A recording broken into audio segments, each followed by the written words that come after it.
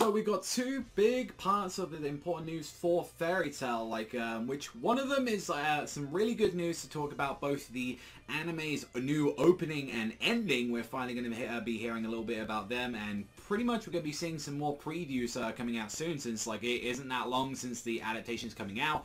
However, though, we do have some talk to go about with the sequel manga as well, 100 Year Quest. There is a huge change happening to what's going on with that, with its schedule.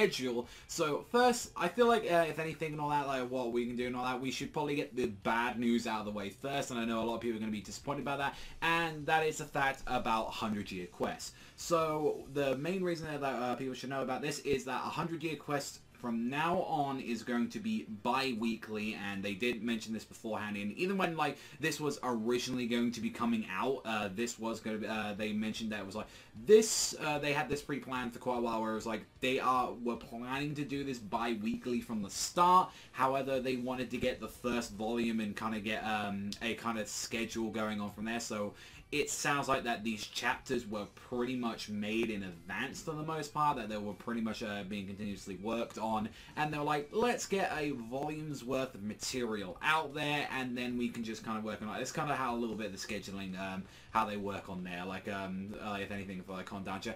It's a shitty piece of news to hear, because personally I've been really enjoying 100 Year Quest, and I was like, oh, it'd be a nice little addition to every weekly little part on there, but it's going to be bi-weekly, and I think the better news and all that is it's going to be an improved art quality on there. We might get some more additional pages depending on there, so the creator isn't going to be too much rush of time as well. I think also this helps a little bit on Mashima's case as well, since he isn't handling, he's not there overseeing the anime, which we know that he's kind of doing as well. He's taking care of the Eden Zero, and then also as well this series, and the 5 different other billion spin-offs that have already been planned for this stuff. So I think that helps on a numerous occasion. I know a lot of people are going to be bummed out, but let's go and talk about the good news that's going to be hopefully get that little bit of the taste out of your mouth. And the fact is that we've gone talked about already about who are going to be performing the new opening and ending for the series.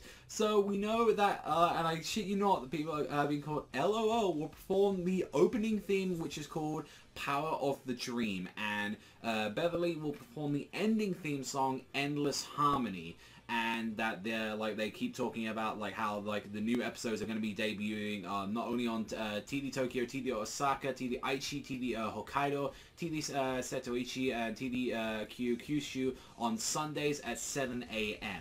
And as they've mentioned as well, as they're going on in the article, that a lot of the people are returning for this season and all that, same director, Studio A1 and Bridge, and then there was more just talks about the cast members, about saying how we're going to be having Aya Hirano back, Tetsuya Kakihara as Natsu, pretty much a main majority on there. And of course they were showcasing more of some of the visuals on there, which we've already talked about, the one with Natsu and Zera for roaming around, looking pretty good actually. It's so far that's my favorite visual that they've shown so far, because it's the updated Zereth, and kind of a little bit with Natsu, a little update on there.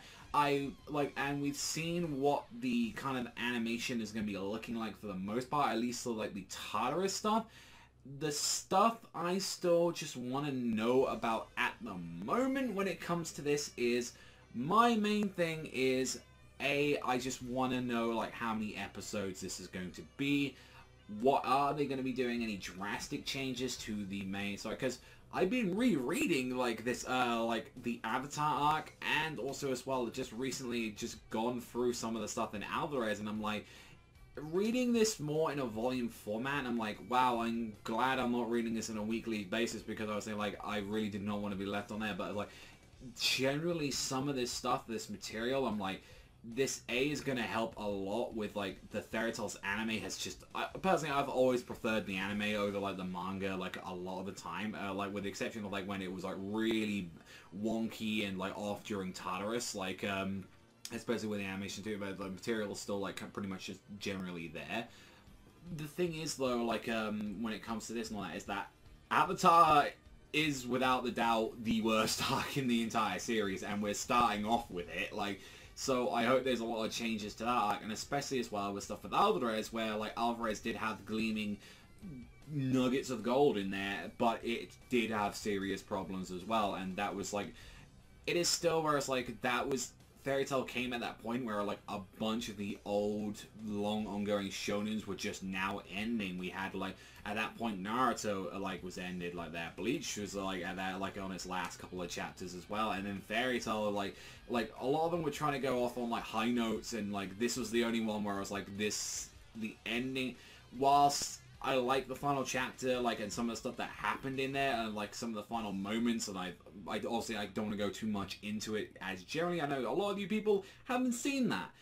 It was a lot more flatter, and it was like, man, I really kind of wish a lot of some of this stuff was resolved a little bit better, and like how some things were handled. I will say a lot of how I felt about the ending after like even checking out some of the final volumes as well of the series, I'm like, a lot of it was due to just really poor mistranslations out of the fan subs. I will say some of that doesn't change overall what the general message, but some stupid things that some characters said or do, or like how like, you know, oh, we're being with the power of friendship and shit like that. It's like, is not as bad when it looking at the official Kodansha or like Crunchyroll translations on there. So, but then again, there's still some of that stuff is in there. So whilst it helps slightly, it like with how like badly they were translated back then, it's like it still doesn't change overall like a lot of the material, and like just rushness of some of these like with the Spriggans and stuff like that. So overall, I hope they handle it, because again, I think some of the stuff that they did, the Tartarus definitely helped, like with material. It's just that Tartarus just had very just poor, like you could just tell that it was like we had no animators left, and they were on different projects, and we just had no budget as well left to pay these people, and it was just like, it was just running out, and it was like, it was best that the series just took this long break, and hopefully like now that they've finished with the material, they kind of know exactly what they need, how much they're going to do, and space it between out like all these episodes and all that. I think that might work a little bit better now for like A1 and Studio Bridge. So we're gonna have to wait and see on there and all that, what people generally think. But again, all that, like, sad news to hear about like the 100-year quest manga. We're gonna have to wait a little while longer, and especially when we left on a very big cliffhanger as well with the last chapter. So I really am excited for that. So let me know what you guys think in the comments down below. That's all from me. Thanks so much for watching, and I'll see you guys though next time.